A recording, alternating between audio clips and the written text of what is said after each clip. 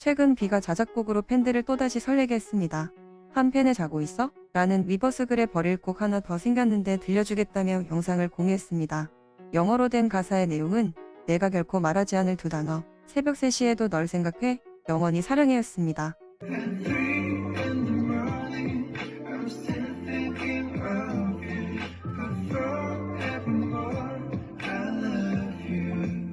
이에 팬들은 새벽 3시에 널 생각하고 영원히 사랑할 거라는 말을 듣고도 어떻게 계속 프렌드존에 남아있을 수 있는 거냐며 공식적으로 프렌드존에서 탈퇴하겠다는 공허한 외침을 이어가고 있습니다. 지난해 7월 아미는 BTS에 의해 정식으로 프렌드존 구역으로 들어가게 되었습니다. 프렌드존이란 일반적으로 두 사람 사이에서 한쪽은 친구 감정만 가지고 있는데 다른 한쪽은 보답없는 낭만적인 관심을 갖고 있는 관계를 지칭합니다. 신인 시절 BTS는 팬들을 여자친구라고 부르기도 했습니다. 그러다 지난해 초 방송에 출연한 비가 아미는 나의 둘도 없는 친구 같은 존재라고 말한 것에 이어 7월에는 방탄밤에서 슈가가 아미의 탄생이 7월 9일이고 프랑스어로 아미가 친구라면서 프렌드존을 공식화했습니다.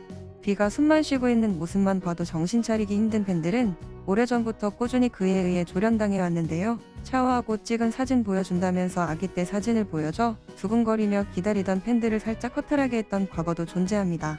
팬들이 프렌드존을 넘어서려고 하면 철저하게 방어하는 모습을 보여주기도 하고 프렌드존에 있음을 상기시켜주기 위해 주기적으로 친구라는 걸 강조합니다.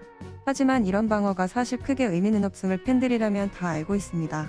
비는 그저 비의 얼굴로 가만히 있었을 뿐입니다. 하지만 팬들은 왜 자꾸 예쁜 얼굴로 꼬시느냐, 나는 죄가 없다, 책임지지도 않을 거면서 태영이 오늘 얼굴도 참 양심 없더라 등의 의미 없는 분노를 쏟아내고 있습니다.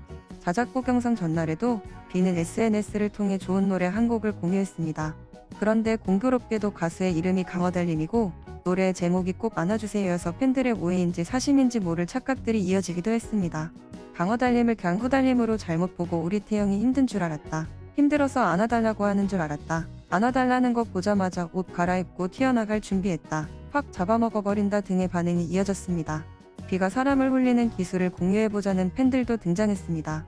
아미들에게 이 팁들이 도움이 되었으면 좋겠다고 하는데요. 일단 첫 번째 단계부터가 쉽지는 않아 보입니다. 하지만 첫 단계를 무사히 넘어가면 나머지는 충분히 활용 가능해 보입니다. 첫 번째 단계로 김태형이 되어야 하는 걸 잊지 마.